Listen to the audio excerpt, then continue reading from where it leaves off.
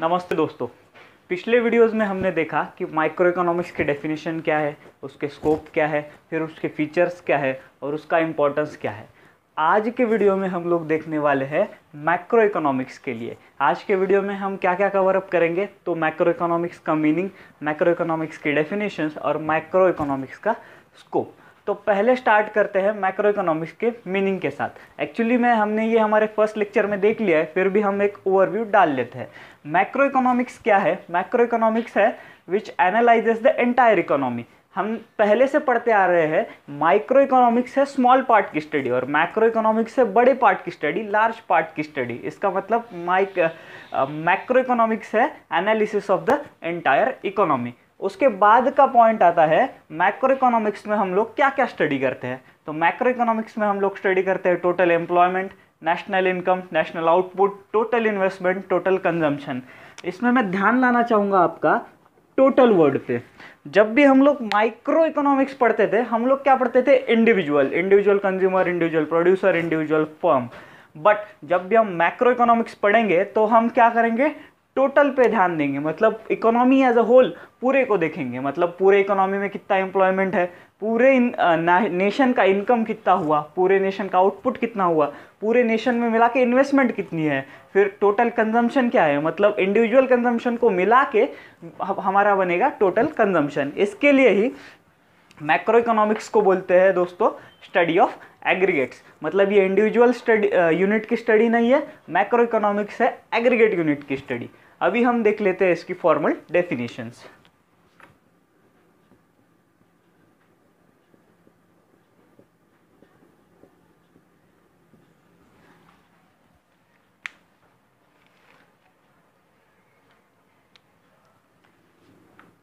पहली डेफिनेशन हमारे बुक में दी है J.L. हैंसन। इन्होंने ये क्या बोलते हैं हम देख लेते हैं। ये बोलते हैं कि मैक्रो इकोनॉमिक्स जो हम पढ़ रहे हैं, macro economics is that branch of economics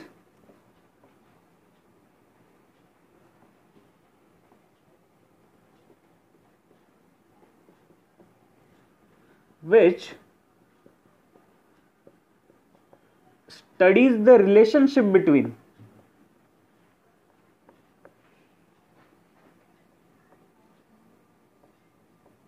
aggregates such as volume of employment,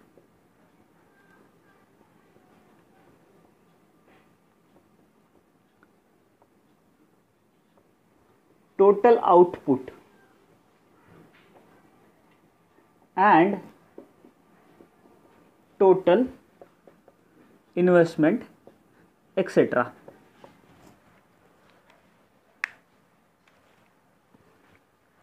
तो हम लोग देख लेते हैं J.L. हैंसन। इन्होंने इनके मैक्रो इकोनॉमिक्स के डेफिनेशन में क्या बोला। ये बोलते हैं कि macro economics is that branch of economics which studies the relationship between aggregates और large aggregates such as volume of employment, total output, total investment, national income etcetera etcetera. हमने मैक्रो इकोनॉमिक्स की डेफिनेशन देखी थी दोस्तों, और उसमें देखा था कि micro economics is a microscopic study. मतलब माइक्रोस्कोप के जरिए देखा जाए तो उसको हम बोलते हैं माइक्रो इकोनॉमिक्स। अभी हम मैक्रो इकोनॉमिक्स में आ गए हैं, लार्ज ग्रुप की, लार्ज इकोनॉमी की स्टडी है। इसके लिए ये क्या है? ये है रिलेशनशिप बिटवीन हुम, relationship between volume of employment, total output, total investment, national income. मतलब जो भी बड़े बड़े लार्ज एग्रीगेट्स है, बड़ा इकोनॉमी को मिला के जो भी हम स्टडी करेंगे उसको हम बोलेंगे मैक्रो इकोनॉमिक्स। अभी सेकंड डेफिनेशन जो है हमारे बुक में दी है कार्ल सैपियो ने।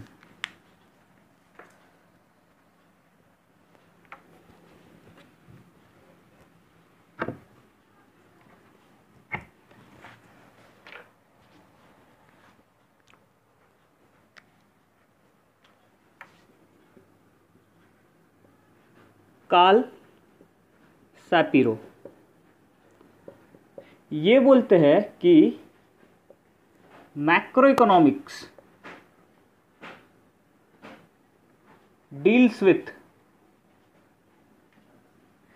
what macroeconomics deals with the functioning of whole economy.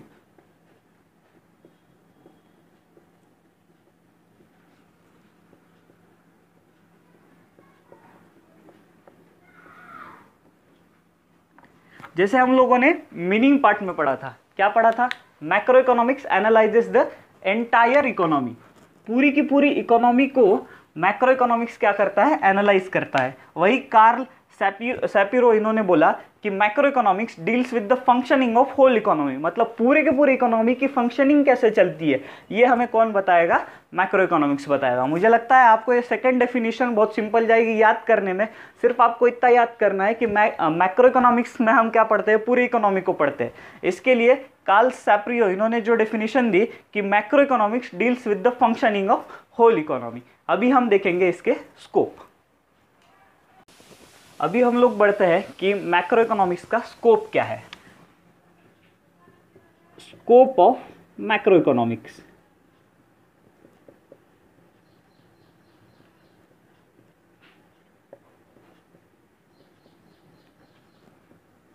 Scope का मतलब क्या होता है कि मैक्रो इकोनॉमिक्स में हम लोग कौन कौन से प्रकार की थ्योरीज पढ़ने वाले हैं, इसका मतलब होता है स्कोप। तो अभी पहला स्कोप है मैक्रो इकोनॉमिक्स का, वो है theory of income and employment.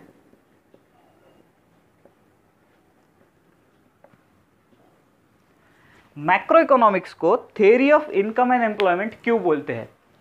पहले हम वर्ड टू वर्ड समझ लेते हैं। Theory of income and employment. Income से क्या डिराइव होता है? इनकम से डिराइव होता है नेशनल इनकम।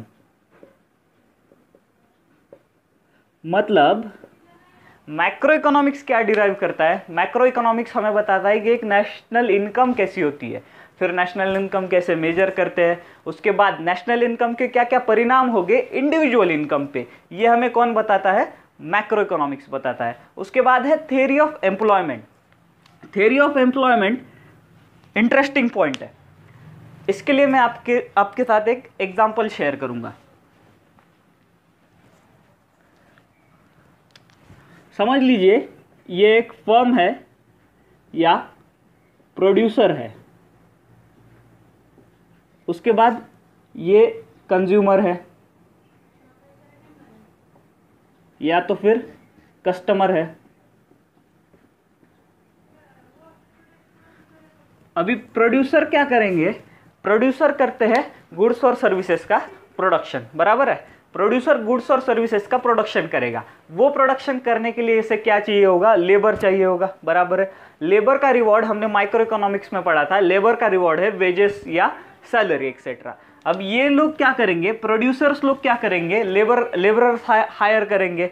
उसके बाद लेबरर्स हायर करने के बाद ये उनको सैलरी देंगे, वेजेस देंगे। मतलब जो भी फर्म या प्रोड्यूसर जो है वो कंज्यूमर्स को वेजेस बोल के देगा, वो कंज्यूमर्स का क्या हो जाएगा? इनकम हो जाएगा, बराबर है। अभी इस इनकम का कंज्यूमर्स या कस्टमर्स क्या करेंगे? तो इनके पास है दो चॉइसेस। एक है ये तो सेविंग कर सकते हैं या तो कंजम्पशन कर सकते हैं।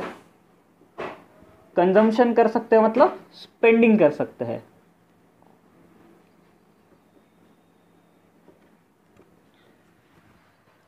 एक कंज्यूमर को अपना जीवन चलाने के लिए बहुत सारी चीज़ों का कंजम्पशन करना पड़ता है। जैसे कि हमारी 3 बेसिक नेसेसिटीज़ है, शेल्टर, फूड वगैरह, वो सब जो है वो करने के लिए उसको कंजम्पशन करना पड़ेगा। कंजम्पशन करना पड़ेगा मतलब पैसा खर्च करना पड़ेगा। जो उसको इनकम के रूप में आया है वो पैसा उसको खर्च करना पड़ेगा। इसलिए ये कंज्यूमर क्या करता है? ये कंज्यूमर वापस कंजम्पशन करता है। तो ये जो मनी है वो मनी वापस से घूम करके किसके पास आ गया?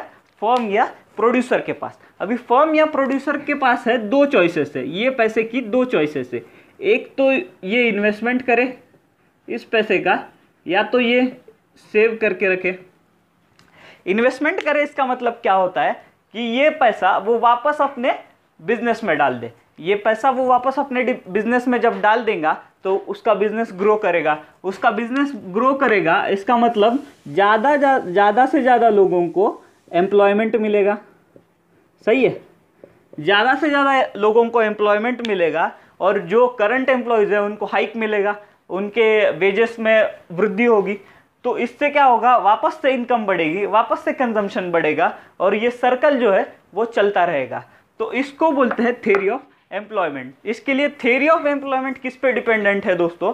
थ्योरी ऑफ एम्प्लॉयमेंट दो मेन चीज़ों पे डिपेंडेंट है। एक तो है कंजम्पशन, पहला है कंजम्पशन और दूसरा है इन्वेस्टमेंट।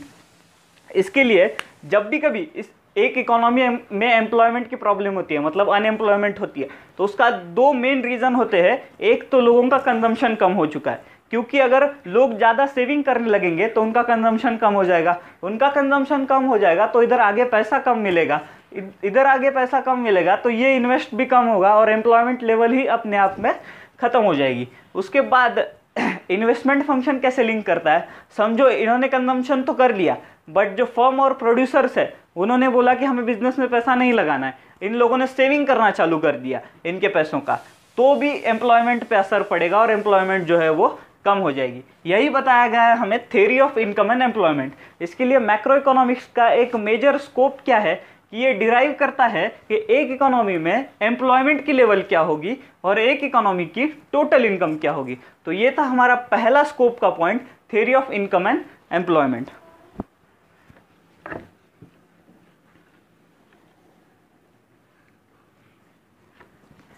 इसके साथ और एक आपके बुक में आपको एक ऐसा चार्ट दिया होगा कि थ्योरी ऑफ एम्प्लॉयमेंट जो है वो दो चीज़ों से रिलेट करता है। एक तो है इन्वेस्टमेंट फंक्शन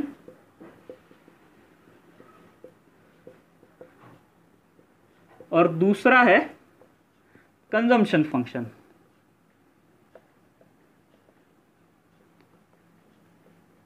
ये दोनों भी मैंने आपको अभी पढ़ा दिए और इससे क्या निकलता है? इससे निकलता है बिजनेस साइकिल। तो बिजनेस साइकिल हमने अभी देखा कि जो सर्कल चल रहा था इनकम का, कंजम्पशन का, एक्सपेंडिचर का, वापस इन्वेस्टमेंट का जो सर्कल चल रहा था उसे हम बोलते हैं बिजनेस साइकिल। ये जो बिजनेस साइकिल है, ये बिजनेस साइकिल लॉर्ड मेनॉर्ड केन्स, इन्होंने जो हमने हमारे फर्स्ट लेक्चर में पढ़ा था कि उनको मैक्रो इकोनॉमिक्स का फादर बोलते हैं, तो उन्होंने बिजनेस साइकिल ये कंसेप्ट लाया था। एक बार शॉर्ट में सिर्फ बता देता हूँ बिजनेस साइकिल कंसेप्ट क्या है। इमेजिन कीजिए ये मार्केट्स है, बिजनेस क्या होता है, कभी पीक पे जाता है और कभी रिसेशन में जाता है, इसे हम कहेंगे रिसेशन, इसे हम कहेंगे पीक, और ये है रिकवरी। मतलब जो गिरा हुआ मार्केट है या बिजनेस है वो ऊपर आता है तो उसको बोलते हैं रिकवरी। तो ये एक बिजनेस साइकिल मॉडल है। आपके सिलेबस में तो ये नहीं है, बट सिर्फ इंफॉर्मेशन पॉइंट ऑफ व्यू आपको मालूम होना चाहिए कि लॉर्ड मेनॉर्ड केन्स का एक बहुत ही फेमस बिजनेस साइकिल मॉडल है जो ऐसा दिखता है कि एक बिजनेस पीक पे जाता है, उसके बाद कुछ टाइम बाद रिसेशन आता है और उसके बाद वो क्या करता है, रिकवरी करता है।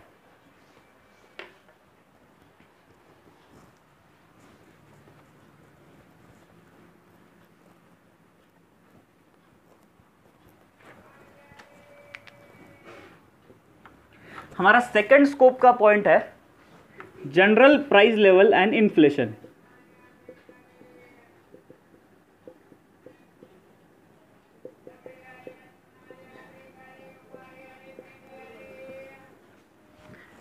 General price level and inflation, macro economics हमें क्या फाइंड आउट करने की सलाह देता है, या तो फिर वो किस में हमें मदद करता है? वो हमें मदद करता है जनरल प्राइस लेवल डिसाइड करने के लिए। माइक्रो इकोनॉमिक्स में हमने क्या पढ़ा था कि हमें अगर इंडिविजुअल कमोडिटी की अगर प्राइस चाहिए तो हम क्या करेंगे, माइक्रो इकोनॉमिक्स के पास जाएंगे, उसके बाद डिमांड सप्लाई फोर्सेस से हम क्या कर लेंगे, इंडिविजुअल कमोडिटी की प्राइस मालूम कर लेंगे। बट मैक्रो इकोनॉमिक्स में क्या होता है, जनरल प्राइस लेवल होती है। आपने सुना होगा कि इन्फ्लेशन 7% से बढ़ गया, 8% से बढ़ गया, 9% से बढ़ गया। तो ये सब कैसे डिराइव होता है? ये सब डिराइव होता है जनरल प्राइस लेवल से। समझिए एक कार्ट है, उस कार्ट में बहुत सारे सेक्टर डाल दिए, ऑटो सेक्टर डाल दिया, हाउस होल्ड सेक्टर डाल दिया, या तो फिर एफएमसीजी सेक्टर डाल दिया। इन सब सेक्टर्स का क्या होता है, प्राइस लेवल डिसाइड होता है। मतलब एक उनको एक इंडेक्स दिया जाता है, उस इंडेक्स के हिसाब से एक इकोनॉमी का पूरा जनरल प्राइस लेवल मेजर किया जाता है। और उसी प्रकार से दूसरे मंथ में, समझिए एक मंथ का हो गया, ये अप्रैल मंथ का हो गया और इधर मई का हो गया, ऐसा प्राइस लेवल हमने फिक्स कर दिया। इधर और एक प्राइस लेवल फिक्स कर दिया मई के हिसाब से। अगर ये प्राइस लेवल से ये प्राइस लेवल कम हो गया तो उसे बोलते हैं हम लोग डिफ्लेशन। डिफ्लेशन मतलब प्राइसेस कम होना। प्राइसेस कम होना मतलब पूरे इकोनॉमी में ही प्राइसेस कम हो जाना, सिर्फ इंडिविजुअल कमोडिटी में नहीं। हम लोग किधर है अभी, मैक्रो इकोनॉमिक्स, इसलिए हम कौन सी बात करेंगे, हम बात करेंगे तो सिर्फ पूरे इकोनॉमी की बात करेंगे। और अगर ये प्राइस लेवल समझो बढ़ गई, ये प्राइस लेवल अभी इतना होगा, बढ़ गया, तो इसे बोलते हैं इन्फ्लेशन। तो मैक्रो इकोनॉमिक्स हमें क्या डिराइव करने में हेल्प करता है, मैक्रो इकोनॉमिक्स हमें हेल्प करता है जनरल प्राइस लेवल और इन्फ्लेशन डिराइव करने में। उसके आगे का स्कोप है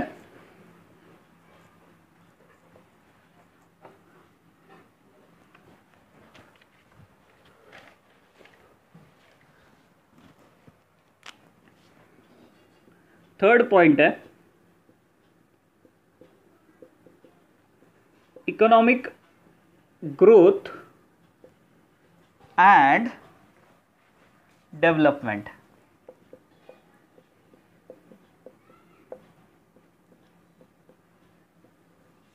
अभी इकोनॉमिक ग्रोथ एंड डेवलपमेंट में हमें क्या पढ़ना है, हम थोड़ा माइक्रो इकोनॉमिक्स याद कर लेते हैं। माइक्रो इकोनॉमिक्स में हमने क्या पढ़ा कि माइक्रो इकोनॉमिक्स है थियरी ऑफ इकोनॉमिक वेलफेयर, मतलब एक इंडिविजुअल का वेलफेयर कैसे होगा, उसका टोटल सेटिस्फैक्शन कैसे आएगा, ये सब हम देखेंगे माइक्रो इकोनॉमिक्स पे। बट मैक्रो इकोनॉमिक्स क्या है, उससे बढ़कर मैक्रो इकोनॉमिक्स क्या करता है, पूरी नेशन वाइड प्रॉब्लम्स को सॉल्व करने की कोशिश करता है। नेशन वाइड प्रॉब्लम्स कौन सी है, अभी नेशन वाइड प्रॉब्लम्स है एम्प्लॉयमेंट, या तो अनएम्प्लॉयमेंट भी बोल सकते हैं। उसके बाद है पॉवर्टी। ये एम्प्लॉयमेंट कैसे सॉल्व करता है, ये हमने पहले फीचर में देख लिया कि जो कंजम्पशन फंक्शन है, फिर इनकम फंक्शन है, उसके साथ employment function unemployment problem solve करता है मैक्रो इकोनॉमिक्स। उसके बाद पॉवर्टी एक्सेट्रा ऐसे फंक्शन ऐसे जो प्रॉब्लम्स है वो भी सॉल्व करने में कौन मदद करता है, वो मदद करता है मैक्रो इकोनॉमिक्स। इसके लिए इसको बोलते हैं model of economic growth and development. अगर एक कंट्री की पूरी डेवलपमेंट होनी है, अगर एक कंट्री की पूरी डेवलपमेंट होनी है तो हमें पूरे इकोनॉमी को एक तरीका समझना पड़ेगा। उसके साथ अगर हम पूरे इकोनॉमी को एक साथ समझेंगे तभी हमारी इकोनॉमिक ग्रोथ होगी और डेवलपमेंट होगी। ये कौन बताता है हमें, मैक्रो इकोनॉमिक्स। उसके बाद हमारा नेक्स्ट स्कोप है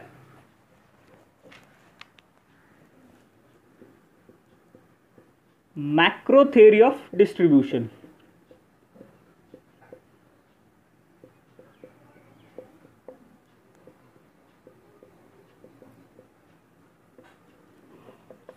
अब आप लोग बोल रहे होंगे कि ये तो हमने माइक्रो इकोनॉमिक्स में भी पढ़ लिया।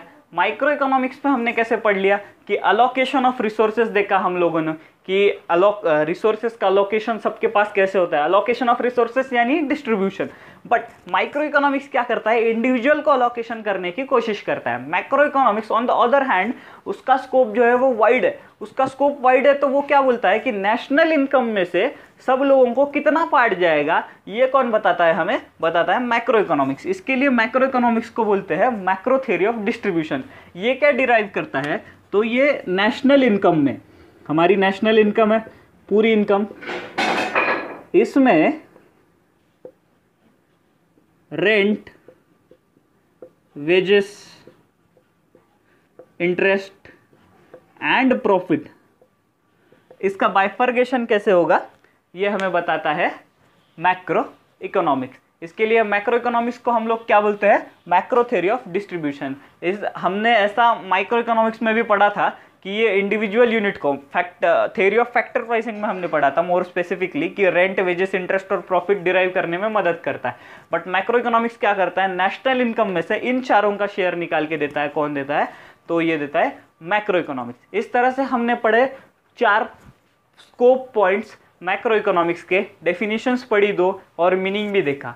अगर आपको इस वीडियो में कुछ दिक्कत होगी तो आप नीचे कमेंट बॉक्स में लिख सकते हैं कि आपको अगर स्कोप पॉइंट समझने में कुछ दिक्कत होगी तो इसकी भी एक ट्रिक हम लोग डेवलप कर सकते हैं और मैं आपको वो प्रोवाइड कर दूंगा। ऐसे ही हमारे वीडियोस देखते रहिए, वीडियोस को लाइक कीजिए, बहुत जनों के साथ शेयर कीजिए। Thank you so much.